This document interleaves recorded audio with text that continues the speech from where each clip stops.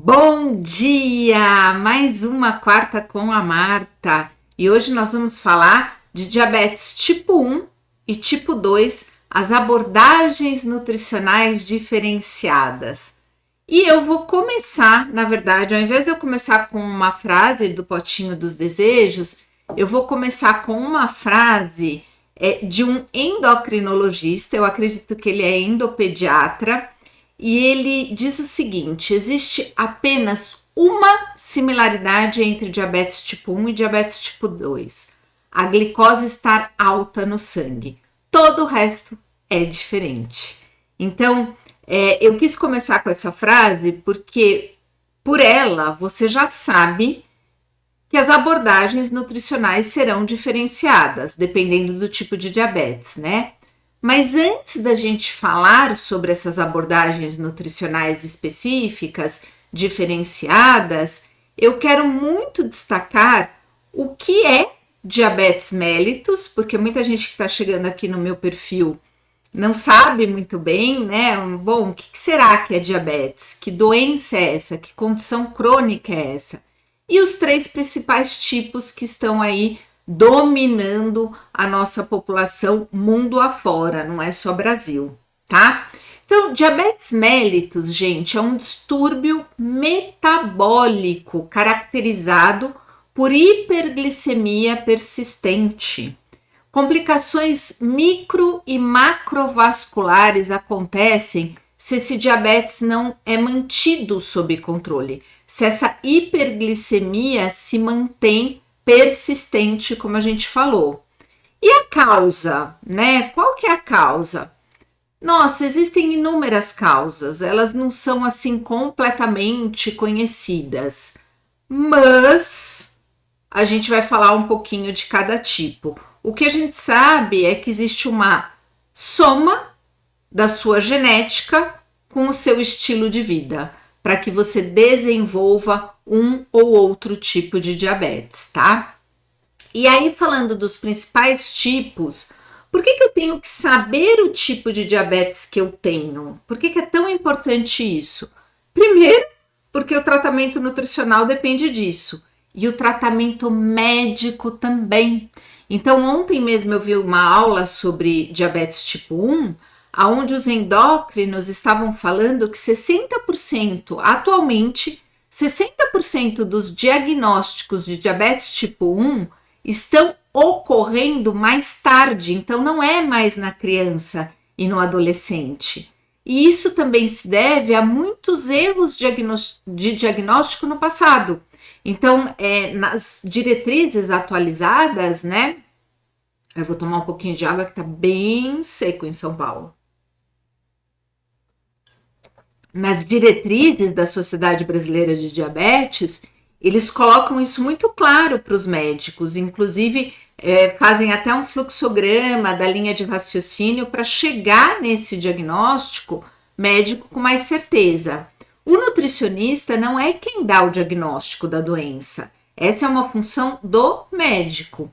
E aí você tendo o diagnóstico da sua condição crônica, tudo fica mais fácil, porque todo o seu tratamento ele vai ser mais adequado para o seu tipo de diabetes. Então a gente tem assim, aquele que impera, aquele que, nossa, de 90 a 95% dos casos de diabetes, ele aparece, né? Qual é?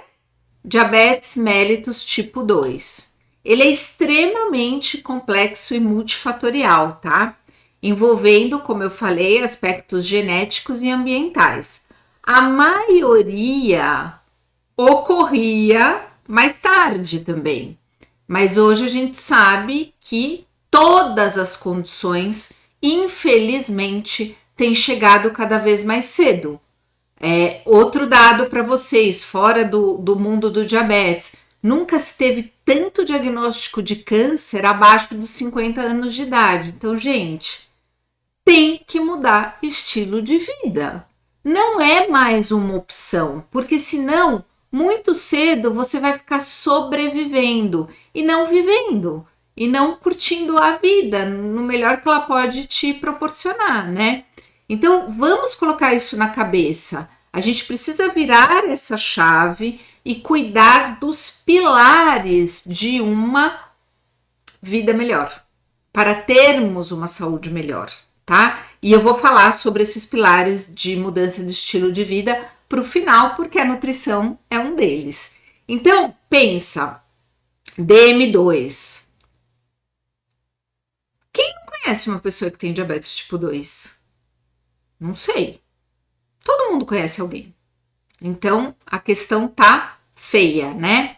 Inclusive, eu tenho vários e-books sobre o assunto e um deles está super atualizado com todos esses dados, trazendo essa linha de raciocínio. E o DM gestacional, que a gente não colocou no título dessa live, mas eu não posso deixar de falar dele, porque está entre os principais tipos e também, infelizmente, tem aumentado muito. Por que tem aumentado muito? De novo, mudança de estilo de vida a gente precisa ter.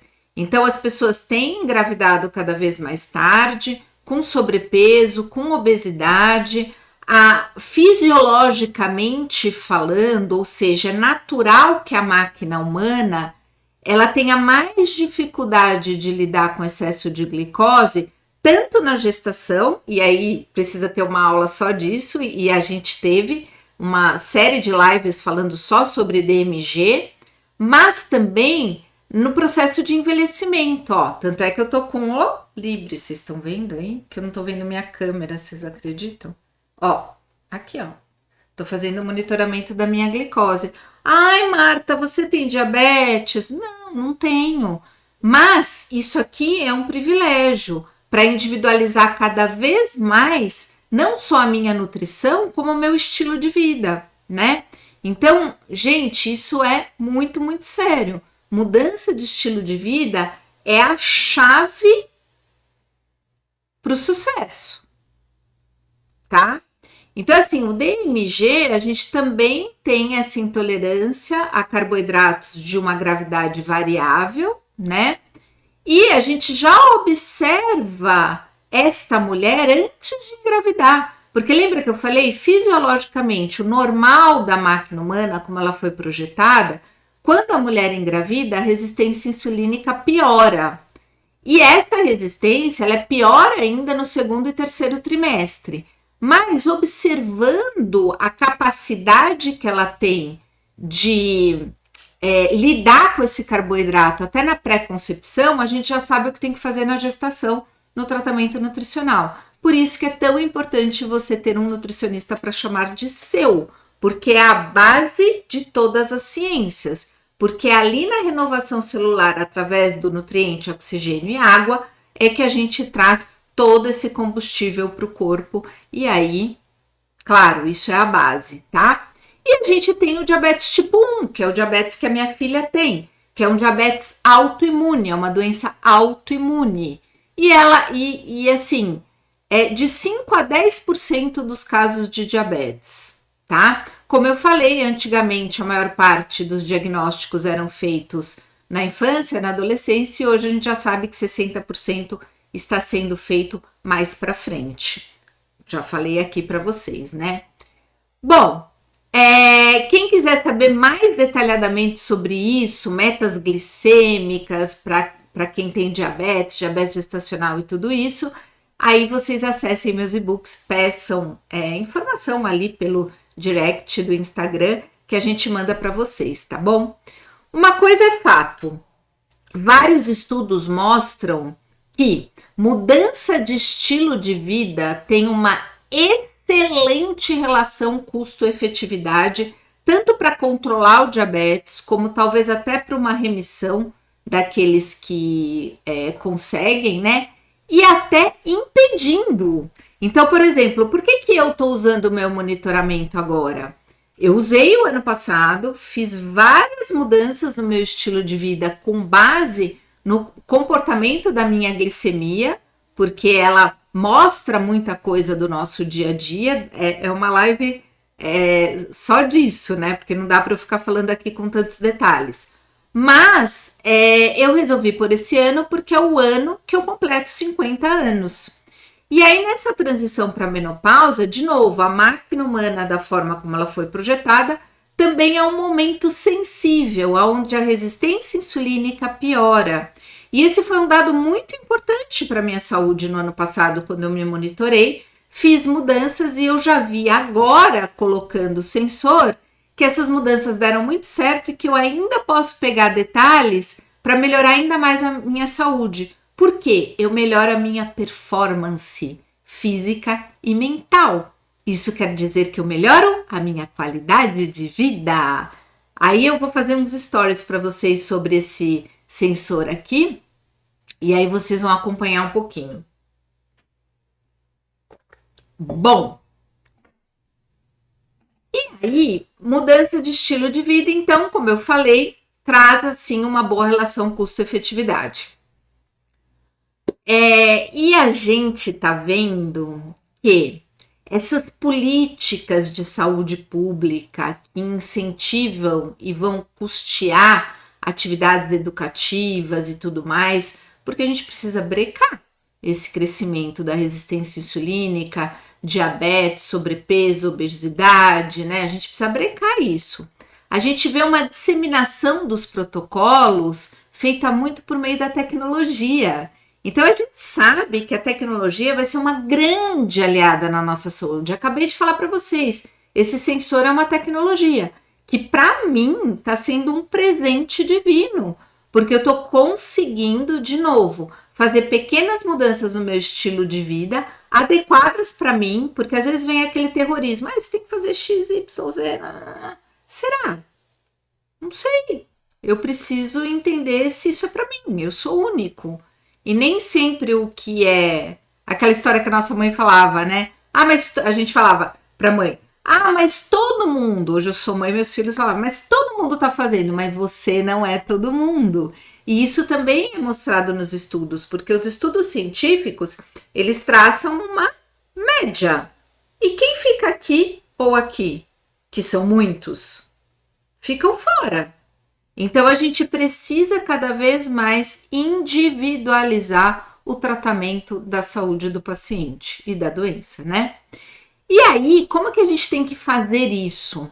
Na nossa clínica, a gente faz isso muito individualizado, tanto é que a gente está até testando uma inteligência artificial para somar a equipe humana. Então, lembra, gente, tecnologia, inteligência artificial, ela não substitui o humano, ela soma. E a gente precisa aprender sobre tudo isso, no meu caso, para que o tratamento nutricional melhore cada vez mais para o meu paciente. E na clínica, o que a gente faz? A gente tem um programa que o paciente é colocado no monitoramento do diário alimentar. E se há necessidade, ou se ele quer, se ele tem condições, porque infelizmente hoje o monitoramento da glicemia ainda não é barato, ele faz o monitoramento do diário alimentar e o monitoramento glicêmico. Através desse acompanhamento da equipe, porque é criado um grupo de WhatsApp, onde toda a equipe acompanha esse paciente, ou a equipe do paciente, né? Então, por exemplo, se o paciente é meu, vou estar eu, uma nutri da minha equipe e o paciente nesse grupo, onde ele vai registrar todo o diário alimentar dele por meio de fotos e a gente vai fazer os cálculos do que ele consumiu na rotina dele durante 7 dias. Por que 7 dias? Porque eu pego a rotina e também as exceções. E aí eu tiro uma média do que ele consome. Eu tiro o dia a dia, porque eu vou avaliar e ele vai aprender muito com isso, mas também uma média. Então a gente analisa macronutrientes, micronutrientes, fibras e compostos bioativos. E através dessa grande bússola, muitas vezes a gente soma com o controle glicêmico, né? A gente traz propostas, então a gente traça um plano de tratamento nutricional para esse paciente ao longo do ano. E isso é sensacional, né? Porque é a personalização que a gente precisa. Porque é aquela história, será que eu posso comer carboidrato à noite? Por exemplo, eu vejo através do meu controle, do meu estilo de vida, que comer carboidrato à noite, para mim, é muito melhor do que na hora do almoço. Até ontem a minha filha falou isso, eu tive um dia muito intenso no consultório, à noite eu tinha o curso de bomba de insulina, que aliás foi maravilhoso, e aí eu comi antes um lanche entre os atendimentos e fui jantar muito tarde com eles. E aí a minha filha falou assim, mãe, você tem muito mais fome no almoço, né? Aí eu fiquei pensando, realmente a minha alimentação ela é muito mais robusta no almoço, mas ela tem menos carboidrato por conta do monitoramento que eu fiz ano passado, que eu já vi que a minha resistência insulínica piorava nesse horário. Então eu como muito bem, mas menos carboidrato. E como eu malho de manhã normalmente, né, comer carboidrato à noite é uma benção para mim, porque eu melhoro a minha performance no treino, porque eu treino em jejum, principalmente por eu treinar em jejum. Então assim, gente, essa personalização, ela veio para ficar, ela é necessária e é muito mais fácil você ter adesão ao tratamento. E pensando nessa adesão ao tratamento, a gente precisa, eu vou falar dos pilares, né? Tô falando aqui da nutrição. A gente precisa entender qual é o ponto de corte do paciente. O que é isso, ponto de corte? Através desse monitoramento que a gente faz na clínica com a equipe, a gente observa muito que a tolerância ao carboidrato ela é individual. E ela, além dela ser individual, ela varia ao longo do dia, independente se você tem diabetes ou não. E você respeitando isso, entendendo isso, gente, a sua qualidade de vida é igual você manter a sua estabilidade glicêmica. O ano passado, eu percebia que eu subia e descia. Claro que eu não tenho picos igual um diabetes tipo 1, né, um insulino dependente, ou um tipo 2 descontrolado. Mas esse sobe e desce, ele traz uma qualidade de vida menor, porque a estabilidade glicêmica deixa você com uma performance mental e física muito superior. E isso tem feito muito bem para mim, para eu realizar os meus sonhos, para eu fazer o que eu quero e para eu ter a energia aos 50 anos, porque chega aos 50 anos, você já tá, eu, por exemplo, que já criei meus filhos, né, que tenho a minha história, eu quero também curtir a vida de novo. Não que eu não tenha curtido com os filhos, mas eu sou muito nova. Então eu tenho muita coisa ainda para realizar. E eu quero saúde para tudo isso, gente. É, assim, fantástico, né? Então a nutrição, ela é extremamente importante. E tentar chegar nesse ponto de corte, às vezes chega uma paciente com diabetes gestacional para mim, ou com DM2, eu posso comer isso e aquilo, e muitas vezes eu proponho um monitoramento para a gente fazer o ponto de corte individual, porque às vezes você está restringindo muito o paciente e a gente tem tantas técnicas e ciência, né? Então, assim, para melhorar a glicemia pós-prandial. Então, exemplo, controlar a porção do carboidrato, quanto para mim, né? Qual é a minha tolerância? Quanto que eu fico bem? Aí a gente tem que fazer a combinação alimentar, o equilíbrio daquela alimentação. Às vezes a gente tem que mexer com a ordem de consumo do alimento. Por exemplo, eu pensei nessa estratégia o ano passado, quando eu vi a minha glicemia menos estável. Mas, gente, eu não gosto de comer numa sequência. Se eu precisasse muito, eu ia mudar esse hábito. Mas é uma coisa que eu realmente não gosto, apesar de eu sugerir para os pacientes, dá muito certo e vários se adaptam, mas eu não me adapto.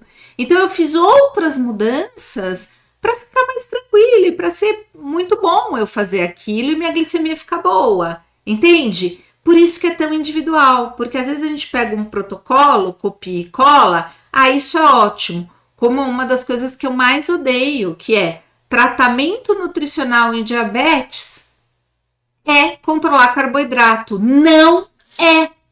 Ponto final, não tem nem vírgula nessa frase. Não é. Da onde você vai tirar saúde se você não consumir suficiente fibras prebióticas, compostos bioativos, os macronutrientes em equilíbrio, os micronutrientes, porque macronutriente não é só carboidrato. A gente tem a gordura, a gente tem a proteína. Como é que eu faço síntese proteica? Quantas mulheres eu tenho tem sido encaminhada para mim com sarcopenia muito mais nova do que eu? Então, assim, gente, para com isso. Isso é um raciocínio simplista, talvez para ajustar ali a princípio o início do seu tratamento médico. Mas tratamento nutricional no diabetes é uma coisa complexa. Ela não é simplista desse jeito. Se fosse tão simplista, eu não precisava ficar aqui o tempo todo alimentando vocês com informação e abrindo os olhinhos de vocês e a mente de vocês, tá? Bom, vamos falar do restante do estilo de vida. Ai, tem duas criancinhas aqui em cima e agora acho que eles estão batucando, não sei se vocês estão escutando. Bom, mas espero que não interfira tanto, né? Na nossa linha de raciocínio. Bom, então a gente falou muito da nutrição, espero que tenha ficado claro. Além da nutrição, a gente precisa pensar aquilo que a gente começou no início da live. Qual é o tipo de diabetes? Porque, por exemplo, o caso da minha filha é autoimunidade. Então, além de eu lutar para controlar a glicemia dela, evitar as hiperglicemias, eu também preciso pensar em silenciar outras possíveis autoimunes. E a gente começa a falar do controle da microbiota intestinal, de consertar esse leaky gut, que é um quadro clássico de quem abre uma autoimunidade. Então a gente fala que tem que fechar essa porta. Eu também já fiz várias lives sobre isso, depois vocês olhem ali, tá bom? No feed. Então é diferente, porque aí eu não vou poder me distrair desta microbiota intestinal. Até hoje a minha filha falou assim: ah, mãe, por que o papai não tá tomando esse composto? Eu falei, porque esse composto é um composto probiótico e prebiótico que você precisa nesse momento e ele não. E você nunca vai poder se distrair do teu gastrointestinal, porque é ele que te protege, ele que te mantém no caminho da saúde e não da doença, tá? No DM2 é a mesma coisa. E aí lembrando que tanto no DM1 como no DM2 como no DMG, a gente está com grandes números de sobrepeso e obesidade. Então imagina o quão complexo tudo isso vira, meu Deus. Demais, né? Porque o indivíduo está inflamado, não está conseguindo controlar a glicemia, muitas vezes com a porta aberta ali no intestino para várias doenças, e aí você vai modular a dietoterapia da forma mais personalizada possível, de acordo com o diagnóstico médico dele e nutricional, porque também tem o diagnóstico nutricional, né? A gente tem que saber o estado nutricional que esse paciente está, para conseguir começar a fazer o tratamento nutricional. Além da nutrição, da dietoterapia, da alimentação, a gente precisa olhar para a quantidade de atividade física que esse paciente faz. Não pode ser sedentário. Ninguém pode ser sedentário. A máquina humana não foi feita para ficar em repouso. Então, além da gente fazer uma atividade física recorrente, se possível diária, a gente precisa se manter ativo ao longo do dia, tá? Essa é uma questão. Outra questão, a gente precisa dormir bem. Ontem mesmo uma paciente estava atendendo ela e falou assim: Marta, eu tô com tanta vontade. Ela é muito disciplinada. Ela tem uma questão crônica, neurodegenerativa grave, e ela comentou: eu nunca fiquei com tanta vontade de doce. A primeira pergunta que eu fiz para ela: como é que tá seu sono? Ah, tá péssimo. Pronto. A gente já sabe que um sono ruim, e não só o doce, depois que eu descobri o sono e fui fazendo perguntas estratégicas para ela, eu descobri que ela estava abusando pra caramba da cafeína. Por quê? Você quer uma energia rápida, quando a gente fala de carboidrato refinado, e você quer o estimulante da cafeína, porque você está exausta. E aí você tem que se manter razoavelmente bem, apesar que eu acho que isso é uma sobrevida, ao longo do dia, para tentar viver, porque isso não é vida. Então, por isso que a gente tem que ir tratando e sempre pensando na prevenção. Aqui, ó, prevenção que eu tô fazendo comigo. Por que eu tô com isso aqui colado no meu braço e escaneando e tudo mais? Prevenção, né? Isso é uma questão, tá? Então, vamos pensar que a gente falou de nutrição, a gente falou de atividade física, a gente falou de sono. Qual é o próximo? Controle do estresse. Sim, Porque o estresse está nos matando. Porque a nossa mente, ela não para. Porque a gente está num verdadeiro caos mental. Então, quem não cuidar da saúde emocional e espiritual, vai ser muito difícil ter saúde, como um todo. Outra questão, a gente falou do intestino, que tem a ver com nutrição, mas observar esse comportamento intestinal. Outra questão, hidratação. Ninguém quer tomar água. E aí, um organismo desidratado, ele constrói saúde ou doença? Não preciso nem responder, né? Então, gente, isso é o básico. É complexo? Nem tanto. Com conhecimento, tratamento individualizado, você vai claramente entrando para o caminho da saúde, que é tantas histórias de sucesso que a gente tem dentro da clínica. A gente fica assim muito orgulhoso de entender que a pessoa, ela encontrou o caminho dela e ela não foi tentar percorrer um caminho existente que não foi feito para ela. O que torna tudo mais cansativo e nem sempre eu tenho a resposta que eu quero, né? Ontem eu atendi um paciente, tô até lembrando disso. Meu Deus, ele é muito difícil de seguir uma estratégia nutricional adequada, mas em cada consulta ele aprende uma coisa e coloca em prática. E aí, quando a gente viu os exames dele ontem, né? Apesar dele não ter perdido tanto peso, porque ele veio para controle da glicose, para perda de peso, aquela síndrome metabólica. Gente, ele teve tantas conquistas nos exames, assim, a primeira vez que ele teve uma glicose de jejum abaixo de 100, a insulina dele baixou muito, triglicéridos. Aí ele falou assim, nossa, Marta, mas eu não tô fazendo dieta. Aí eu falei, mas a ideia não é fazer dieta. É isso tudo que a gente tá falando na live hoje, né? É ajustar individualmente o seu estilo de vida, aonde os alimentos estão nesse jogo todo, tá? Nesse tabuleiro, e aí a gente vai movimentando as peças a favor da sua saúde e não da sua doença. Não é lindo? Como não gostar de trabalhar com isso, né? Com a saúde das pessoas. Eu amo. Então, isso tudo para te dizer que não é só diferente entre o diabetes tipo 1, tipo 2, gestacional. É diferente com todos nós. A gente precisa ter um estilo de vida individualizado. Nem sempre tudo é bom para todo mundo. Nem sempre uma coisa vai ser boa para você. Pode ser, eu vejo, tem coisa que é essencial para o meu marido e não é tão relevante para minha saúde. E é isso, né? Cada indivíduo é único. Então, eu espero que vocês tenham gostado do assunto de hoje e te espero na próxima quarta-feira.